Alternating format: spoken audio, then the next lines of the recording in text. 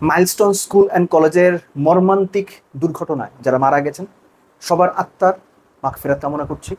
যারা এই মুহূর্তে চিকিৎসাধীন আছেন তারা যেন খুব দ্রুত সুস্থ হয়ে ঘরে ফিরেন, সেজন্য দোয়া করছি। আমরা সবাই মিলে তাদের জন্য, সবার জন্য দোয়া করি। খেলার আলোচনাতে যাচ্ছি। যে ব্যাপারটা মেনশন করা সবচেয়ে জরুরি সেটা হচ্ছে বাংলাদেশের ব্যাটসম্যানদের ম্যাচ বা গেম অ্যাওয়ারনেস, একই সঙ্গে মিরপুরের ধানক্ষেত উইকেট। আগে ম্যাচ অ্যাওয়ারনেসের কথাটা বলি, তিনটা উদাহরণ দিচ্ছি আমি। শেখ মাহিদি খুব ভালো ব্যাট করেছেন, প্রবাবলি তার সাদা বলের ক্রিকেটের ক্যারিয়ারের বেস্ট ইনিংসটা তিনি খেলেছেন। হাইয়েস্ট স্কোর বলে বলছি না, best innings regarding the circumstances. ছক্কা মারলেন, পরের বলে আউট। তানজিম সাকিব 4 মারলেন, পরের বলে আউট। রিশাদ ছক্কা মারলেন, পরের বলে আউট। এই যে তিনটা উদাহরণ দিলাম, এই তিনটা উদাহরণ থেকে আপনি কি মেসেজ পেলেন? আমি যে মেসেজটা দিই দেখেন আপনার চিন্তার সঙ্গে মেলে কিনা। আপনারা জানেন এই উইকেটটা 140-50 রান করলেই গুড এনাফ, অর্থাৎ 140-50 উইকেট, কিছু ক্ষেত্রে আরো কম। সেখানে একটা 6 মারার পর কেন আপনি, ওভার যেহেতু বাকি আছে, সময় যেহেতু আছে, যে উইকেটে সিঙ্গেল নেওয়া, স্ট্রাইক রোটেট করা, এগুলোই হচ্ছে প্রার্থিত কিংবা এগুলোই সবচেয়ে ভালো ট্যাকটিক্স, সেখানে আপনি ছক্কা মারার পরের বলে এই যে এক্সট্রা অর্ডিনারি কিছু করার কিংবা এই যে নায়ক হওয়ার প্রবণতা, এটা গেম অ্যাওয়ারনেসের ঘাটতি। এটা যদি ভালো ব্যাটিং উইকেট হতো, এটা যদি 200 রানের উইকেট হতো, নিজের পক্ষে 180 রানের উইকেট হতো, আপনি যদি ব্রাউন্সটাকে ট্রাস্ট করতে পারতেন, বল যদি সুন্দর ব্যাটে আসতো, আমি বুঝতাম ছক্কা মারার পরে বলো আপনি ট্রাই করেছেন। কিন্তু আপনারা সবাই জানেন এই উইকেটে ব্যাট করা কতখানি কষ্টকর। সো ওই সময়ে এই যে মাইন্ড সেট আপ চেঞ্জ করে সবকিছু ভুলে আবারও একই রকম ভাবে তাড়িত হওয়া, প্রভোগ করা নিজেকে, এটা গেম অ্যাওয়ারনেসের ঘাটতির কারণে তিনজনই বাউন্ডারি মারার বা ছক্কা বা 4 মারার পরের বলে উইকেট দিয়ে এসেছেন। তাওহিদ হৃদয় যে রান আউটটা হয়েছেন, একবারের জন্য চিন্তা করেন তো, আপনার টিম প্রেসারে আপনার 2 উইকেট অলরেডি চলে গেছে, পাওয়ার প্লের খেলা চলছে, ওই সময়ে সার্কেলের ভেতরে মিড অফে পুশ করে একটা রিস্কি রান, আমি তাও বুঝতাম ডানে ফিল্ডারের ডানে বায়ে যদি পুশ করা হতো, একদম সরাসরি ফিল্ডার বরাবর পুশ করে রান নেওয়ার যে ঝুঁকিটা, এটাকে আপনি রিস্ক বলবেন নাকি গেম অ্যাওয়ারনেসের ঘাটতি বলবেন বা পরিস্থিতি অনুযায়ী রিয়াক্ট করতে না পারা বলবেন? আমি বলবো দ্বিতীয়টা।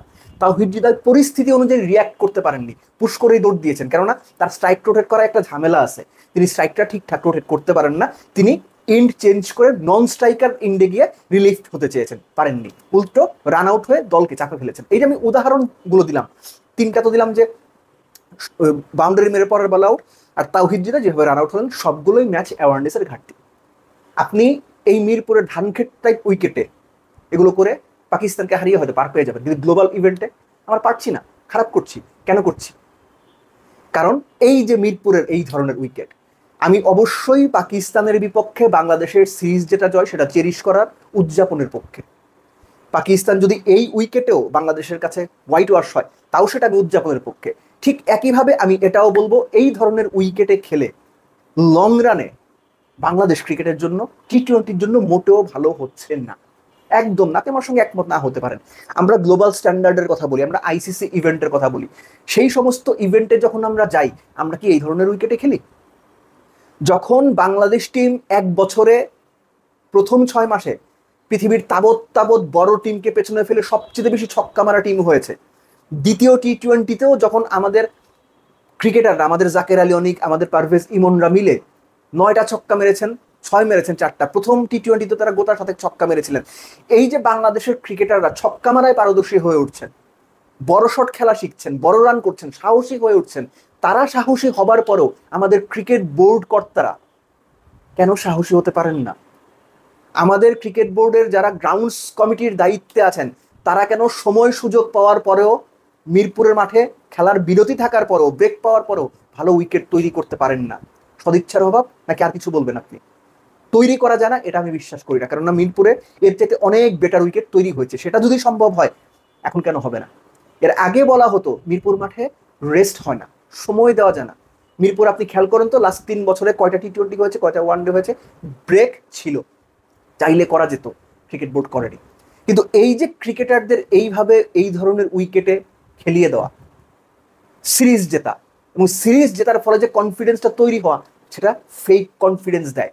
আপনি যদি গ্লোবাল স্ট্যান্ডার্ডের কথা চিন্তা করতেন, আপনি যদি নেক্সট ইয়ারের আইসিসি টি-20 ওয়ার্ল্ড কাপের কথা চিন্তা করতেন, কিংবা সম্ভাব্য যে এশিয়া কাপটার কথা আলোচনায় আছে সেটার কথা চিন্তা করতেন, আইডিয়ালি এই ধরনের স্ট্র্যাটেজিক্যাল জায়গা থেকে এত বাজে উইকেট করার কোনো কারণ নাই।